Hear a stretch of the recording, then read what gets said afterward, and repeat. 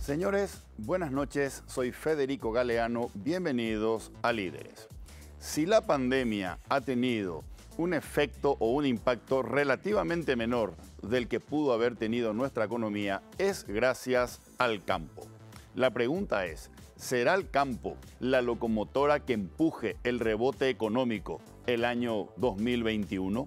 Se lo vamos a preguntar al ingeniero Héctor Cristaldo, el líder invitado del programa de esta noche, presidente de la Unión de Gremios de la Producción. Con él también vamos a hablar acerca de temas polémicos como el Acuerdo de Escazú y el convenio recientemente firmado entre el gobierno y los campesinos manifestantes. Como siempre, empezamos el programa agradeciendo a las empresas auspiciantes: Banco GNB Paraguay, Aseguradora Yacyretá, Ahora Somos Más, Dermagloss para que tu piel muestre lo mejor de vos, Mega Labs, comprometidos con la excelencia, y Santa Clara Medicina Prepaga, vivamos más. Luego de la presentación de nuestros auspiciantes, conversamos con el ingeniero Héctor Cristaldo, aquí en Líderes, desde los estudios de Canal Pro.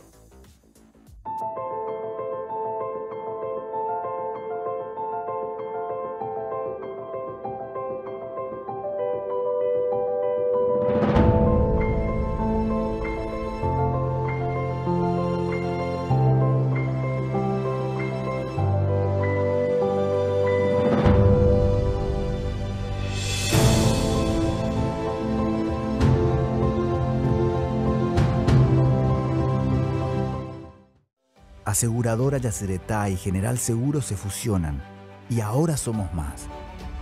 Somos más los paraguayos que sí creemos, los que acompañamos tu crecimiento, los que estamos acá junto a vos trabajando en equipo. Ahora somos más los que siempre estamos cuando menos lo esperás y más lo necesitas. Dos empresas paraguayas, dos fuerzas nacionales que ahora son una. Aseguradora Yacyretá. Ahora somos más.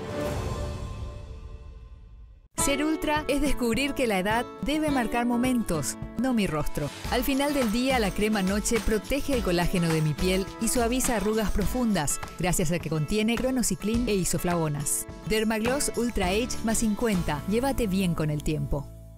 Las mujeres vivimos haciendo malabares, pero cuando estamos estreñidas, todo se nos complica. Para esos momentos de estreñimiento, elige Ciruelax, ahora en su nuevo tamaño, igual de efectivo y natural. Ciruelax al acostarse, resultados al levantarse. Hace un tiempo buscaba algo que me ayudara con los dolores articulares que aparecen con la edad y que complican mi día. Decidí probar Finartrit Advance. La fórmula 4 en 1 más completa desarrollada hasta hoy, que ayuda a mantener sanas tus articulaciones.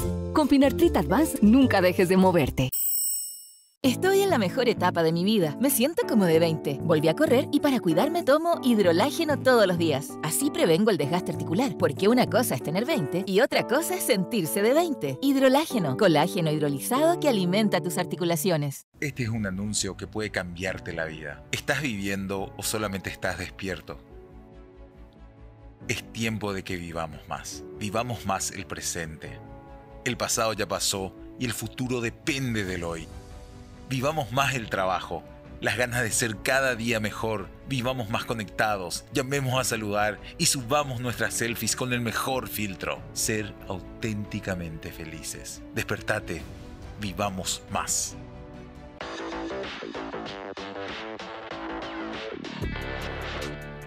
Ya estamos en compañía del presidente de la Unión de Gremios de la Producción, ingeniero Héctor Cristaldo. Ingeniero, buenas noches y muchas gracias por acompañarnos en Líderes. Buenas noches para vos, para la audiencia, un gusto compartir con ustedes. Gracias, ingeniero. Usted está en su casa, en el canal de la producción. Sí, muchas gracias. Ingeniero, ¿es exagerado decir que este año 2020 el campo ha salvado nuestra economía? El campo es uno de los motores fundamentales de la economía paraguaya. Mal que le pese a alguna gente, el campo es el mayor potencial junto con las hidroeléctricas que tiene el país y con su gente. Es la base del desarrollo del Paraguay se sustenta en su potencial de productor de alimentos para el mundo y para nosotros mismos. Eso genera toda una cadena de comercio, servicios, agroindustria y productores. Y esa cadena comienza en la chacra, pasa por cada uno de los eslabones, ya sea comerciales, de distribución, de acopio, y termina en la mesa del consumidor, los productos que genera el campo. Esa es la realidad, y Paraguay es muy simple definir por qué, ese peso específico del campo. Porque en Paraguay un año de buena cosecha es un buen año económico y un año de mala cosecha es un mal año económico, como lo vimos en el 2019, donde tuvimos crecimiento cero por el impacto que tuvo la mala cosecha. Ok. Ingeniero, si uno mira los números de la economía paraguaya, dividida en 3 sectores económicos básicos, a los cuales le sumamos un cuarto sector, que es el sector impuestos, básicamente, según Banco Central del Paraguay, el 50% de la economía es sector terciario o servicios y comercio. El 30% de la economía es sector secundario, que es industria, más construcciones y energía. Y el 20% de la economía es sector campo. Sin embargo, usted me acaba de decir algo que repetimos con frecuencia. El principal motor de la economía paraguaya es el campo. Significa, ingeniero, que si se apagase ese 20%, no solamente un 20% de la economía se apagaría, porque como usted dice, el campo tracciona ese sector de la construcción, el sector de la industria, el comercio y los servicios. Y es la cadena, como es la cadena. El campo, si vamos a mirarlo solamente aislado de los efectos que genera en todos los otros segmentos, cierto, ya sea de comercio o de servicios o de industria, correcto, es ese 20% que se habla. Pero ¿cuánto ese 20% impacta en los otros? En los otros, porque cuando vamos a servicio, son casi más de 1 millón de viajes a Asunción, Ciudad del Este, en una buena cosecha. Y en una mala cosecha son 500.000 viajes. ¿Cuánto en combustible? ¿Cuánto en gomería? ¿Cuánto en repuesto a menos por esa merma en viaje, por una merma en la producción?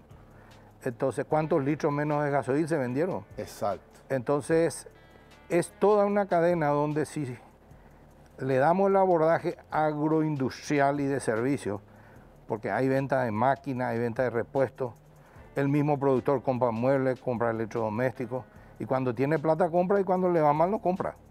Entonces dinamiza otras actividades y tiene su impacto en esa movilidad que genera en la economía. Por eso que el año de mala cosecha es un mal año para toda la economía. Y si sumamos todos los sectores secundarios y terciarios relacionados al campo, vamos a tener más de un 63% de toda la actividad económica en Paraguay. Que es traccionada por el campo. Sí, si no hay producción, no hay movimiento. Sencillo. Correcto, correcto. Ingeniero, quiero hablar con usted justamente sobre la realidad que vive el campo hoy, después de un año 2019, que fue un año de caída. Pero antes, ingeniero, permítame hacer algunas preguntas para conocer más acerca del gremio que usted preside. ¿Qué es la Unión de Gremios de la Producción? La Unión de Gremios de la Producción es una asociación de gremios. Los socios son gremios, no son ni empresas ni personas. Son gremios relacionados a la cadena agroproductiva y agroindustrial.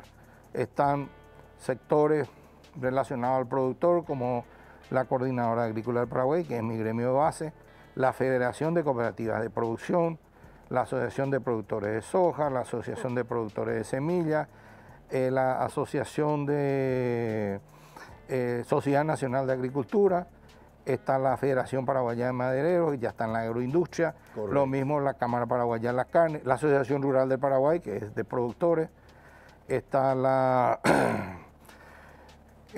¿Capeco? La Capeco, la Cámara de Exportadores, está el Centro de producción de azúcar y alcohol, es decir, una amplia gama. Están los proveedores de insumos como la CAFIF y la Capasagro, una amplia gama de actores relacionados a la actividad agropecuaria, ya sea directamente en el sector primario, que es el productor, los que están en los comercios y servicios y los que están en la agroindustria. Las cooperativas también son grandes polos industriales. Entonces, toda esa cadena, en algún momento en el año 2006 decidimos ir sumando esfuerzos y crear un gremio que aglutine y represente a toda la cadena agropecuaria y forestal y agroindustrial. Y el año que viene están cumpliendo 15 años. Sí. Para trabajar en la defensa de los genuinos intereses de los asociados de nuestros gremios.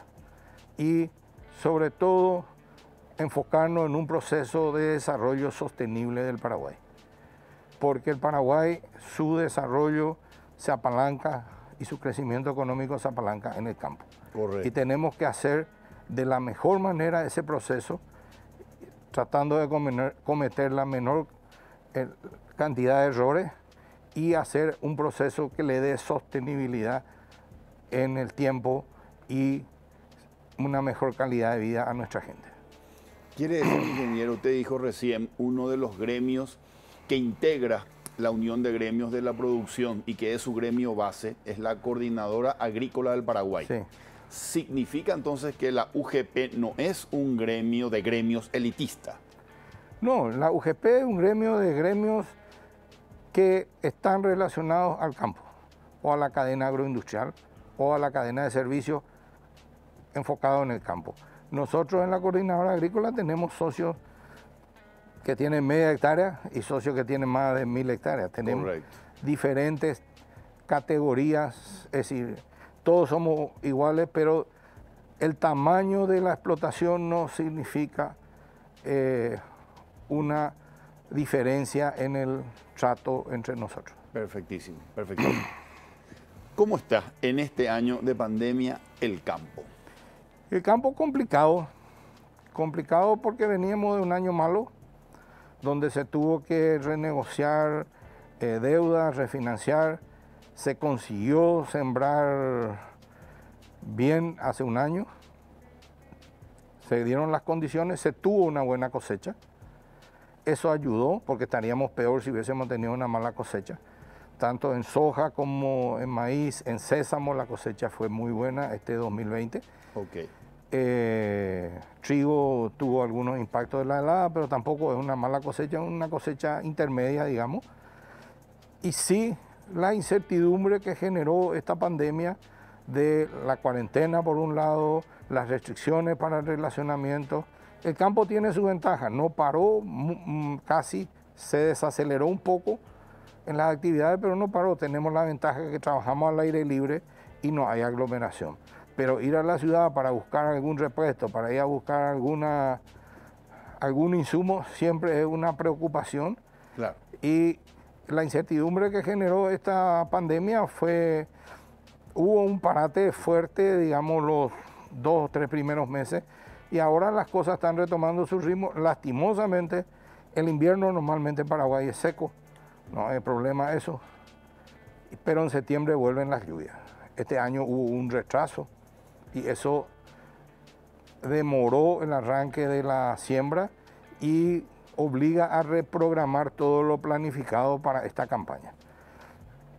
Están llegando las lluvias como estaba previsto en la perspectiva para la segunda quincena de octubre, y eso permitió arrancar ahora con mayor dinamismo, porque septiembre, que es un mes que normalmente se siembra 1.300.000 hectáreas, correcto, no se llegó a sembrar 300.000 hectáreas. Solamente en el sur había caído algunas lluvias y eso permitió que el sur avance un poco más en la siembra que la zona central y norte de la región oriental. Ahora está en plena actividad eso. Retrasado. Retrasado en el calendario, pero dentro del rango de época de siembra razonable todavía. Entonces va a depender de la regularidad con que lleguen en las lluvias y la frecuencia con que caigan esas lluvias y los volúmenes para poder tener una producción buena. No estamos haciendo ningún ajuste a la baja ni nada por el atraso. Hasta que se termine de sembrar, ahí vamos a ver en qué condiciones estamos arrancando y cómo se comporta el tiempo de ahí para adelante. Correcto. Ingeniero, la pandemia no afectó cosecha 2020 ni tampoco va a afectar siembra 2020-2021.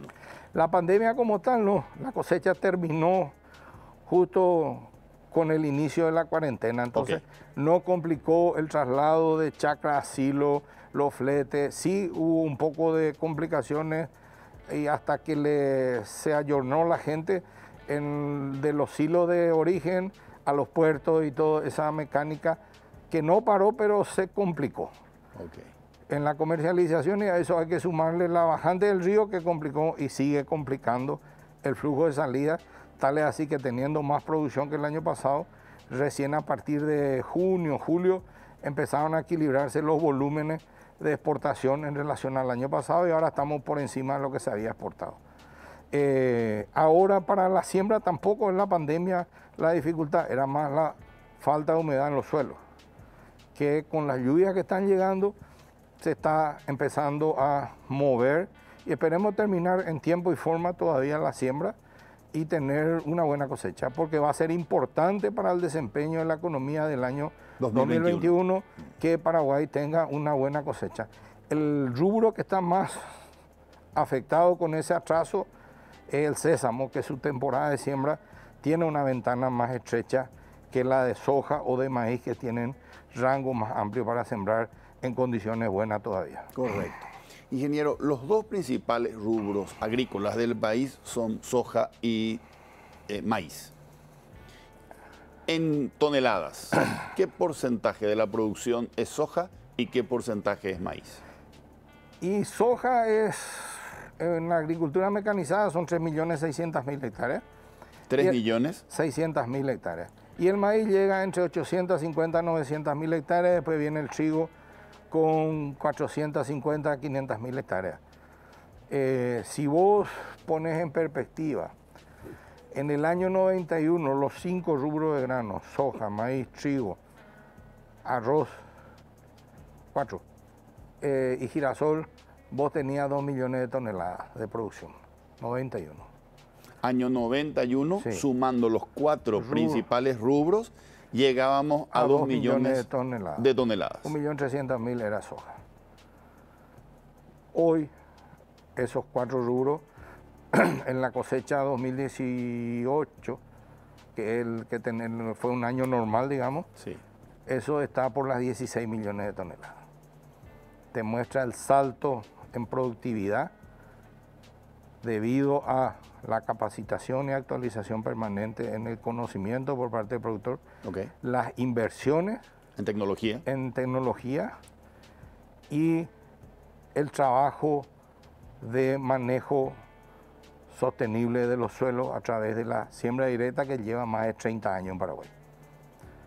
Eso hizo un salto impresionante en la productividad y los volúmenes de producción, y el otro elemento que potenció el crecimiento de la agricultura paraguaya es el ingreso de la biotecnología a partir de 2004. Entonces son dos herramientas, el manejo del suelo y el mejoramiento genético a través de la biotecnología, que potenciaron ese aumento tanto en productividad como en volumen total para tener ese nivel de producción. Y el arroz, que pegó, fue el que más creció, de 30.000 toneladas que teníamos en 91, ahora estamos por 1 millón de toneladas. De 30.000 a 1 millón de toneladas producidas en una cosecha. En 29 años. Sí. Entonces el arroz tiene mucho potencial todavía, tanto en la región oriental como en el Chaco. Y creemos que Paraguay se está, junto con el Mercosur, los 4 países, Argentina, Brasil, Paraguay y Uruguay, somos el lugar del mundo donde hay potencial para cubrir el aumento de demanda de alimentos que va a tener el mundo por el aumento de la población. Correcto. Por eso el desafío es seguir trabajando de manera sostenible y actualizando permanentemente el conocimiento, la tecnología y la productividad. Ingeniero, ese salto de 2 millones de toneladas al año, sumando los principales 4 rubros a 16, ¿no se da sobre la misma cantidad de superficie? No, pero la superficie creció 2 veces y media y la producción creció 8 veces. Correcto. Así que hay un incremento de productividad de rinde. Enorme por el manejo, por la aplicación de la tecnología y por el mejoramiento genético y el esfuerzo y la inversión de los productores. Y también eso generó toda una inversión en logística. Vos mirás 20, 25 años atrás y los camiones formaban fila para ir a Paranaguá. Hoy, después de mucho, de 10 años, Brasil empezó a llevó como 600, 700 mil toneladas ahora este año por el tema de China, para reponer lo que ellos vendieron. Pero normalmente el 90 y pico % de la producción sale por río. Okay. Paraguay tiene la tercera flota de barcaza a nivel mundial, detrás de China y Estados Unidos estamos. Es decir, si estamos en un campeonato del mundo, somos los terceros en barcaza y la navegabilidad fluvial. Entonces Paraguay tuvo un crecimiento, infraestructura en puertos, infraestructura en almacenaje. Entonces hay un volumen de inversión enorme que dinamizó. Y si vos mirás la inversión en el campo y pasan las 60 mil millones de dólares, es decir, Itaipú, 60 mil millones de dólares ha invertido en campo. En cambio, Itaipú, ¿cuánto costó? Hay 4 Itaipú por lo menos. O mínimo 3. Sí. Entonces, son las cosas que muchas veces nosotros desvalorizamos en la discusión populista y politiquera. Y queremos degradar el esfuerzo que los paraguayos, con mucho sacrificio, hemos construido. Ingeniero, este aumento importante de competitividad del sector agronegocios en el país, 1991-2020, ¿cómo nos ubica si usted compara la competitividad de los agronegocios en Paraguay con un grande como Brasil, por ejemplo, o como Argentina?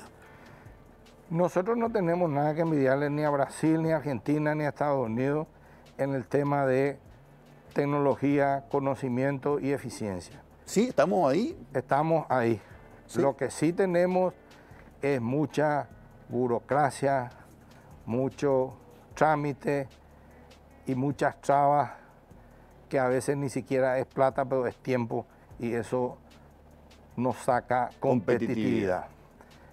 Uno de los puntos que nosotros habíamos planteado de 4 puntos para el tema de la reactivación post-pandemia es desburocratizar y simplificar procesos y trámites. Porque no puede ser que un certificado catastral tarde meses. Eso demora las hipotecas, demora una partición, demora una transferencia. Un préstamo. O un préstamo, para un préstamo hipotecario.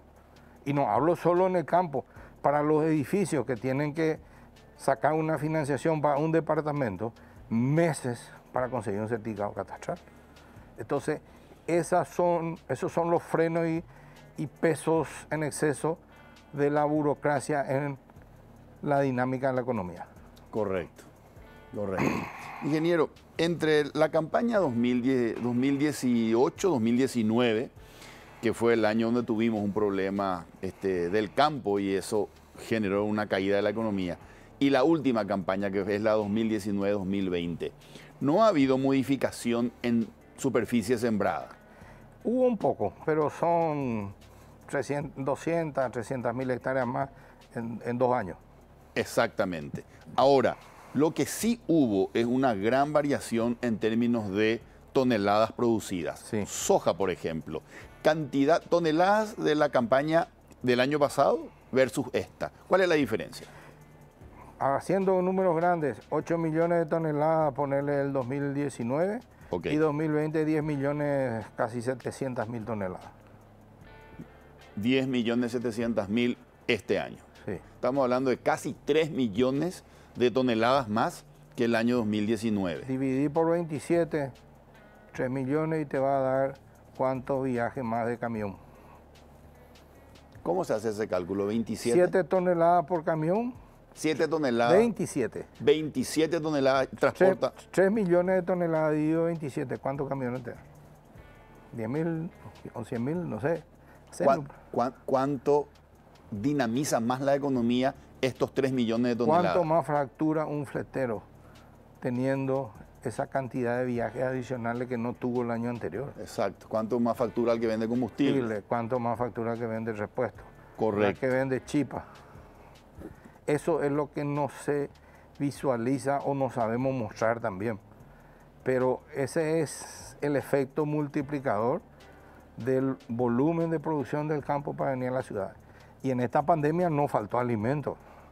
La logística funcionó y la gente pudo hacer cuarentena estricta casi 60 días sin que falte nada.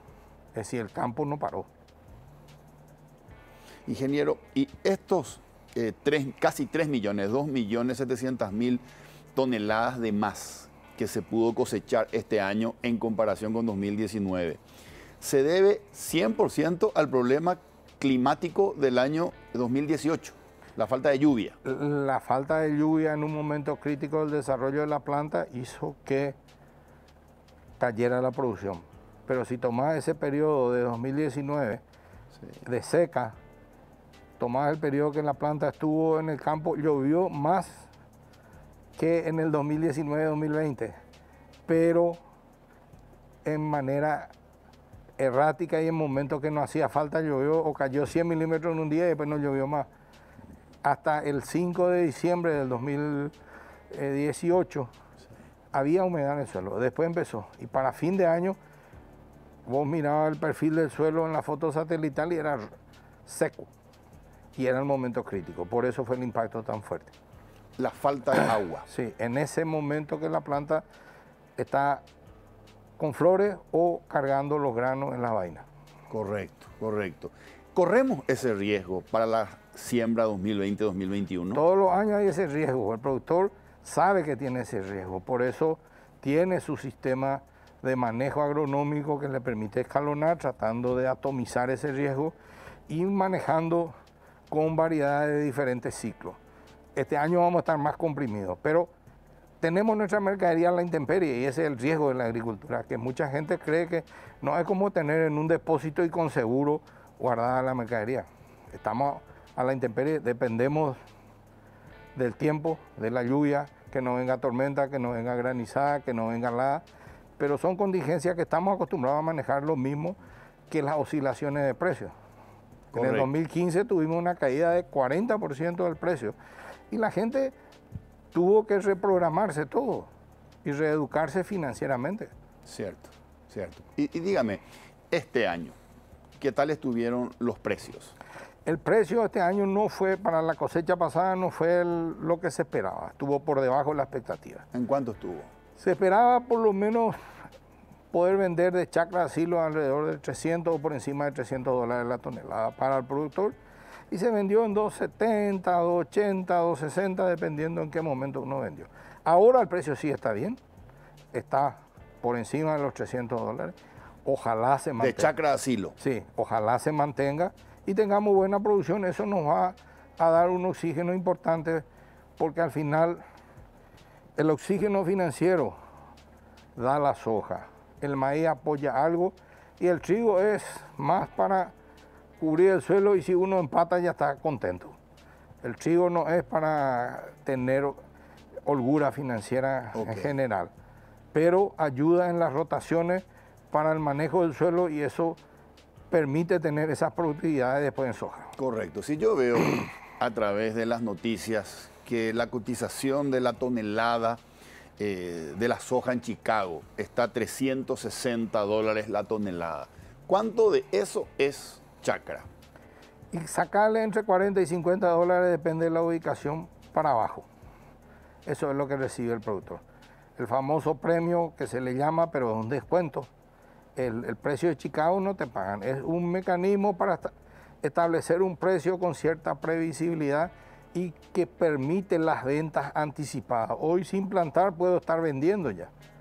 si yo tomo el mes base, que es mayo, el precio de mayo, menos el premio que me establecen de acuerdo a los costos para salir a ultramar, entonces es Chicago menos 50 para hacer números redondos o Chicago menos 40, ahí oscila. Y eso entonces quiere decir, me dijiste qué precio. 360. 360, y bueno, menos 50 sería 310, menos 40 sería 320 para el productor. Y eso se puede cerrar hoy, se hace el compromiso en un volumen X y a entregar en febrero, y en febrero cuando se entrega todo, ahí se cierra y se formaliza. ¿Y el acopiador a cuánto vende? ¿A 360?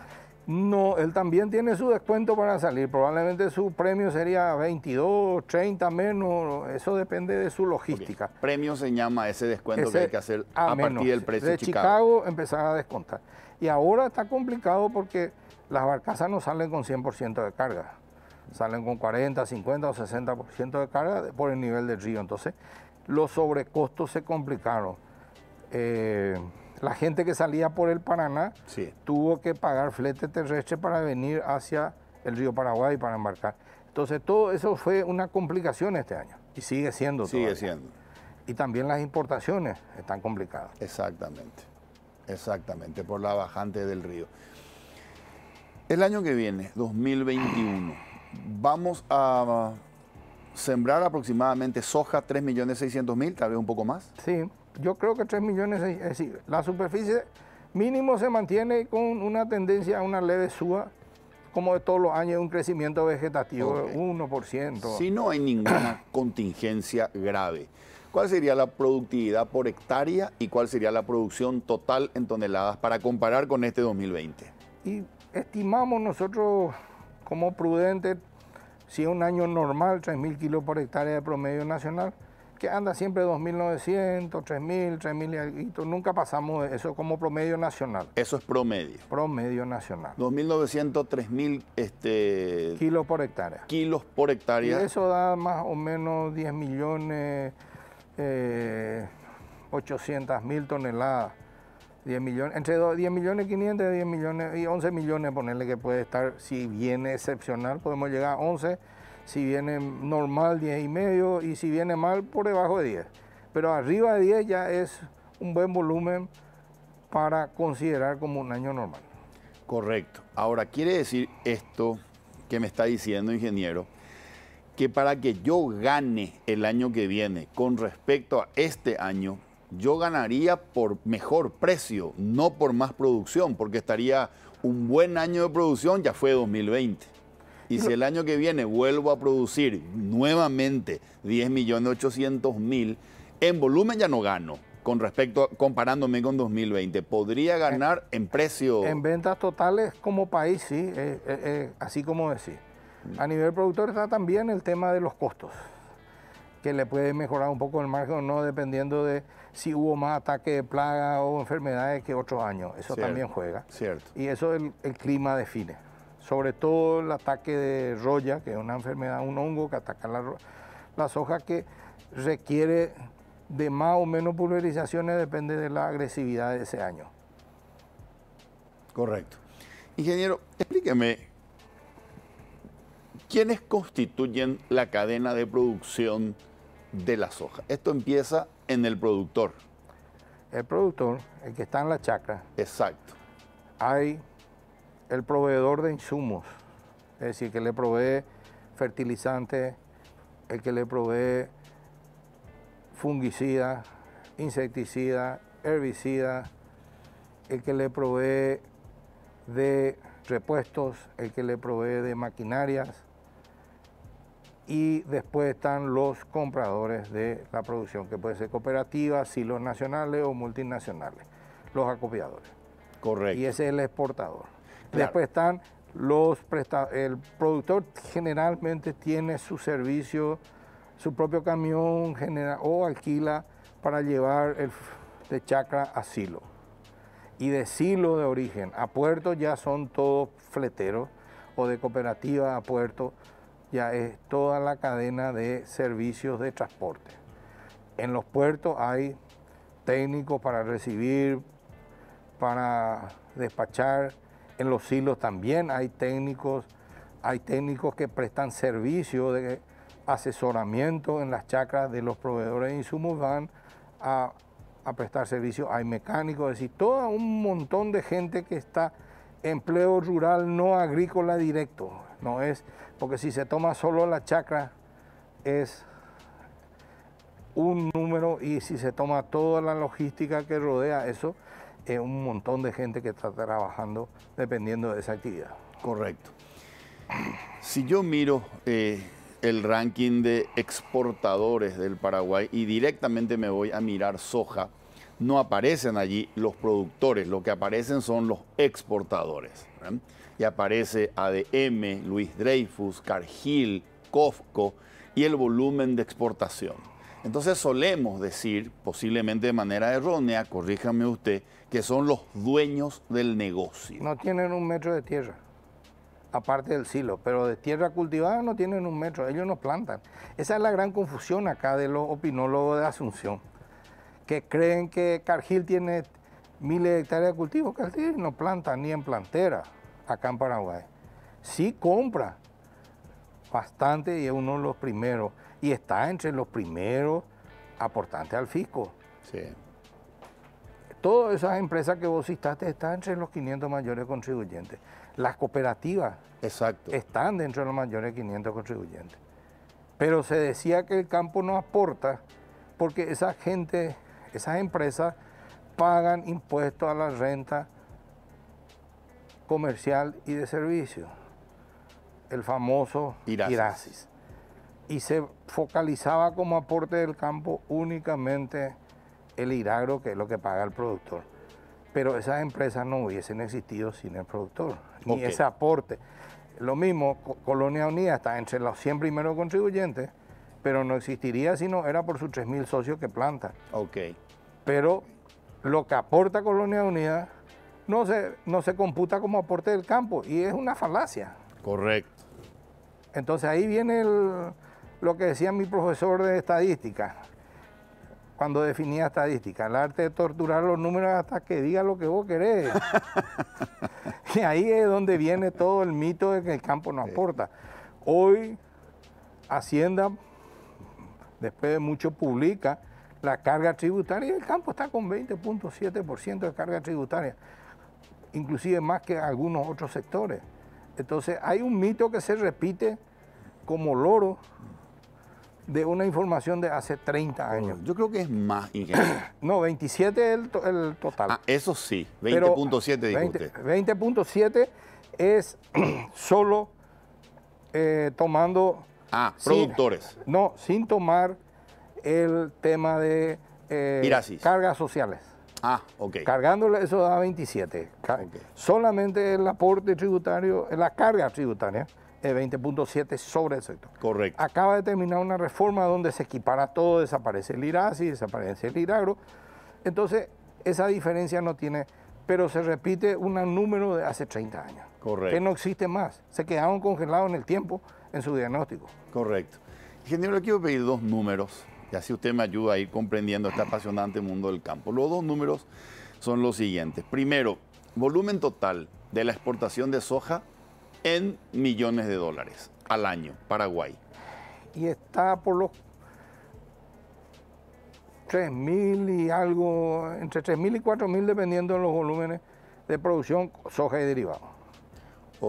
Eso incluye en sus diferentes estados, lo que se exporta ya como aceite, lo que se exporta en grano, en sus diferentes estados. Sí.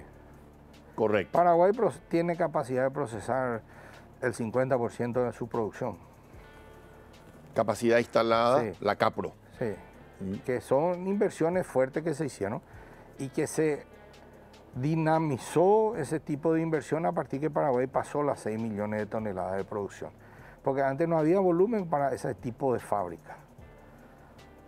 Pero nuestro valor agregado real tiene que ser transformar esa harina de soja en balanceado, que se transforme en proteína animal, ya sea pollo, ya sea cerdo, ya sea leche y derivados o carne. Para exportación. Para exportación. Ahí le vamos a dar valor agregado real, que exportar solo el espeler.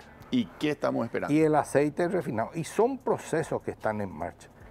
Es una reconversión también del productor agrícola en un granjero o del campesino en granjero para que produzca cerdo, produzca ave o produzca leche. Con la cadena de balanceado que ya en el 2000 nos habían señalado los japoneses en su estudio, que ese era un potencial, una cadena de mucho potencial en Paraguay. Hay 5 cooperativas que hicieron una sociedad que están promoviendo la cría y el engorde de cerdo en Alto Paraná. Todavía está faltando el frigorífico. La cadena del trigo es otra. Paraguay era 100% importador. El principal molino estaba acá en Sajonia para recibir las barcazas que llegaban de Argentina. Molinos harineros del Paraguay. Ese hoy está cerrado. Hay 22 molinos en Campo 9. La cadena se mudó allá. Es otra dinámica. Y ya están los productos ya más elaborados, fideo, harina, un montón de panificados, un montón de dinámica de valor agregado y de producto más elaborado para llegar a la mesa. Los yogur, nosotros importábamos leche en polvo, leche nido famoso. Ahora estamos exportando leche en polvo, tanto del Chaco como de Campo 9. Entonces son los cambios que muchas veces no se perciben, pero que se están dando silenciosamente en el campo y en la economía paraguaya, y dando valor agregado a nuestros productos. Correcto. Se dice, ingeniero, que el motor del agro se está apagando. Se refiere al boom de los commodities de principio de los 2005 hasta el 2015 más o menos. ¿A cuánto llegó? ¿A $600? Llegó a estar a $600. A $600. Pero con estos procesos que usted está señalando, ¿estaríamos reactivando de alguna manera? Son transformaciones que se tienen que hacer. No se puede seguir haciendo lo mismo eternamente. Tenemos que ver. Pero hay una cosa que no va a cambiar. El mundo, somos 7.800 millones de habitantes. Esa gente necesita comida. ¿Quién tiene el potencial para producir? Los países del Mercosur, Paraguay incluido. Cierto. Entonces, va a haber esa demanda. Nosotros tenemos que saber ayornarnos, identificar eso y enfocarnos a abastecer, y vamos a poder, si somos eficientes, poder competir en el mundo y salir a vender y ingresar los dólares que el país necesita. Correcto. Porque si nosotros no ingresamos los dólares, ¿con qué plata vamos a pagar el combustible que se usa por acá? Exactamente. Ingeniero, el segundo número que le quería pedir es el costo del productor. ¿El costo normalmente se establece por tonelada o por hectárea? El costo es por hectárea. Es por hectárea, y eso depende de lo que te rinda para estimar tu costo unitario por tonelada. Ok. Pero si yo gasto $650 por hectárea. ¿Ese es el costo promedio? Sí, 640, 650. 640, 650. Y si yo saco 4.000 kilos, mi costo medio, si saco 3.000 es otro, y si saco 2.000... es mucho más alto. Es mucho más alto. Entonces el punto de equilibrio es lo que tenemos que saber, y a partir de ahí qué margen tiene. Esa es la forma de planificar y de trabajar. Porque el resto es todo, y cada finca es un mundo aparte. Se trabajan con números promedios, pero el promedio también es engañoso muchas veces para tomar decisiones, porque vos podés tener la cabeza a 40 grados en el horno, el pie a 0 grados en la ladera, y te dicen vos estás en un promedio de 20 grados y te está cocinando por un lado y congelando por el otro. Pero tu promedio es 20. Mi profesor de estadística decía que la estadística es la ciencia según la cual si tu vecino tiene 2 autos y vos no tenés ninguno, en promedio los dos tienen uno. Por eso el promedio es un indicador para ciertos escenarios, pero no es absoluto. Correcto. Teniendo en cuenta esos números promedio, ¿a partir de cuántas hectáreas es rentable para el productor la soja? Y mira, esa es una gran discusión. Hay gente que te dice 100 hectáreas, pero el día a día te está mostrando otra cosa. Hoy, Nosotros después de 10 años, poniendo en perspectiva, el algodón desapareció a partir del 2008 más o menos, empezó a desaparecer del campo. En el 2008 había 60.000 hectáreas nomás ya. Ese pequeño productor fue migrando a producción de grano o a tambo o a granja. Ok. Hoy tenemos el 23% de la producción de soja en fincas de menos de 20 hectáreas. Itapúa tiene el 54% de su producción, de su área sembrada, que son casi 690.000 hectáreas. El 54% de eso son más de 340.000 hectáreas casi, que son fincas de menos de 20 hectáreas. Con dificultades, en los años buenos le va bien, en los años malos son los más afectados, pero están saliendo adelante. Menos de productores de menos... hasta 20 hectáreas. De hasta 20 hectáreas. Este año fue 785.000 hectáreas de la soja sembrada, de las 3.600.000 es en finca de menos de 20 hectáreas. De hasta 20 hectáreas. Hay 780.000 hectáreas. Entonces, vamos a ver ahora este año cuánto sale, porque tenemos mapeado y después con los estudios geosatelitales, geoespaciales, se identifica eso, si tiene el cultivo o no y en qué tipo de finca. Entonces, hay experiencia en San Pedro, Caguazú, y muy rica experiencia y muy importante. Hay productores que tienen 6 hectáreas de planta y le va bien. Tenemos la experiencia de un señor en Vaquería que él tiene 17 hectáreas. 10 hectáreas la alquilaba a su vecino y cobraba 1 millón de guaraníes por hectárea. Cobraba 10 millones de guaraníes al año. Las otras 7 hectáreas él producía su lechera, su huerta y alguna cosa de autoconsumo. En el 2015, cuando cayó 40% del precio, su inquilino le dijo, no te va a poder pagar, y se fue. Entró en el programa que nosotros tenemos, que se llama Programa de Integración Productiva, donde justamente los pequeños y los medianos y los grandes, todos juntos estamos trabajando para salir adelante. El primer año sacó 2.900 kilos por hectárea, facturó 3.000 y algo de dólares. El segundo año ya se fue arriba a 3.500 y ahora anda por los 3.700 su promedio y factura 7, 8.000 dólares, que antes él facturaba 10 millones en esa misma superficie. Correcto. Entonces, lo de la viabilidad o inviabilidad es muy relativo, está relacionado al conocimiento, a la aplicación de la tecnología y a la productividad. Correcto.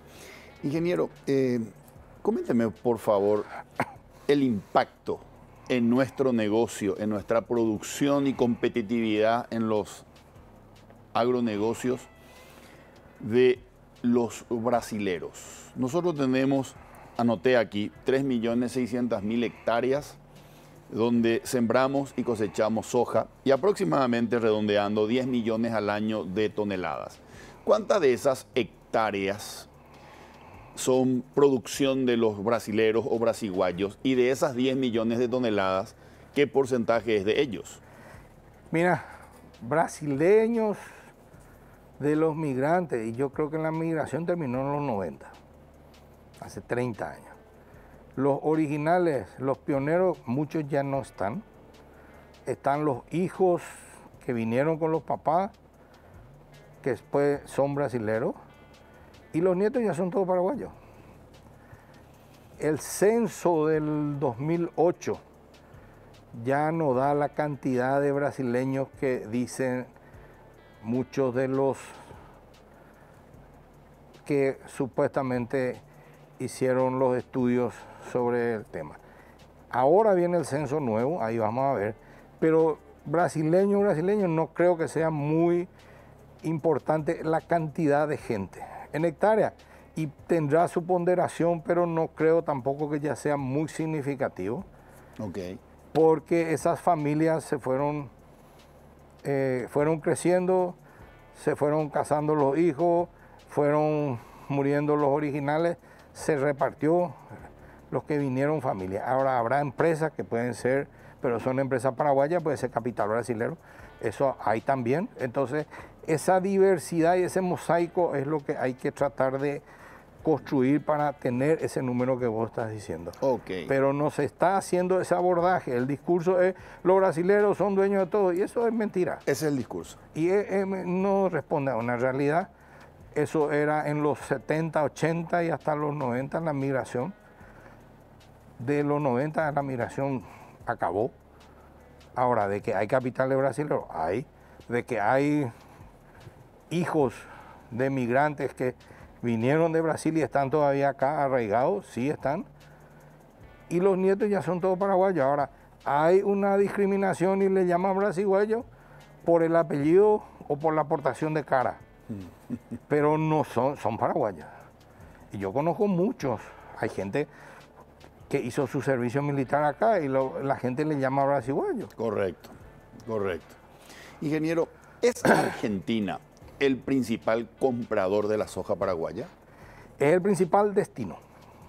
Es el principal destino. Vamos a ser precisos. Exactamente. Lo mismo que lo que figura en Nueva Palmira. Tampoco Uruguay es el destino final. ¿Es China? Y eso es lo que no podemos cuantificar. Porque nosotros se nos corta, el nexo es Argentina y de ahí, ¿qué hace Argentina con eso? No tenemos cómo rastrear. Se puede, lo mismo Brasil está llevando 700 o 500 mil toneladas, que hace rato toda comunidad europea lleva eso. Brasil está llevando ahora de nuevo. ¿Pero por qué? Porque vendió toda su soja más caro a China, sí, y está reponiendo lo que necesita para su mercado interno con soja más barata paraguaya. Correcto. Entonces no sabemos si nuestra soja es la que se fue a China en pasamano o se quedó en Brasil y la de ellos se fue allá. Exactamente. Lo mismo puede pasar en Argentina. No podemos saber eso porque la trazabilidad llega hasta... Y hay también embarques que se hacen transbordo y van a destino final, que es lo que aparece normalmente en las estadísticas. Correcto. Ingeniero, a ustedes que son los protagonistas del campo paraguayo, ¿les preocupa un eventual colapso de la economía argentina? Y es preocupante que tus vecinos anden mal, tanto Argentina o Brasil, y Argentina es una economía muy complicada. Y sobre todo... ¿Podemos perder el mercado ahí? No sé si en el tema de exportación nos complicaría tanto como en el tema de importación y contrabando. Porque por Mercosur teóricamente no tendría que haber contrabando porque es arancel cero. Ok. Para traer o llevar. Lo que distorsiona todo el tipo de cambio. Con un peso a, no sé, a 50 o a 30, no sé qué está ya ahora. Cierto. Y entonces es todo muy barato. El 60% de la población paraguaya, según algunos estudios, viven en frontera. Viven en frontera. Las ciudades principales están en frontera, entonces esa ósmosis fronteriza, motivada por la diferencia en el tipo de cambio, es lo que genera esa competencia desleal y ese contrabando, que técnicamente no tendría que ser contrabando. Okay. Porque no están eludiendo aranceles, pero sí están eludiendo otro tipo de normativa. Y así mismo. O entra bajo el puente. Correctísimo. Ingeniero, yo tengo que hacer una pausa y al regresar de la pausa quiero que me dé su opinión sobre dos temas. Este acuerdo de Escazú, por un lado, y por otro lado el convenio firmado la semana pasada, Poder Ejecutivo, Congreso con los campesinos. Por favor, si me da su opinión al regreso de la pausa. Sin problema. Hacemos una pausa y regresamos para cerrar el programa con el ingeniero Héctor Cristaldo.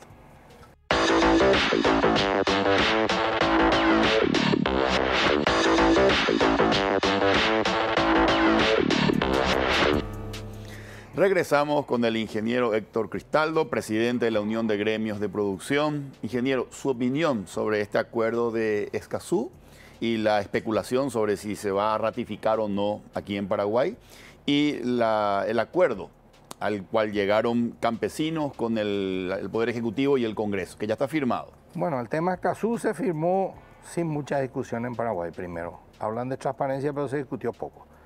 Segundo, la preocupación principal que tenemos está enfocada en el principio precautorio, artículo 3 creo que es, donde se da la vieja dicotomía de el yo creo o el yo supongo versus el conocimiento científico. Entonces te pueden, sin base científica comprobada, te pueden paralizar una inversión, como ser una ruta, un puente o lo que sea, o un edificio o un emprendimiento.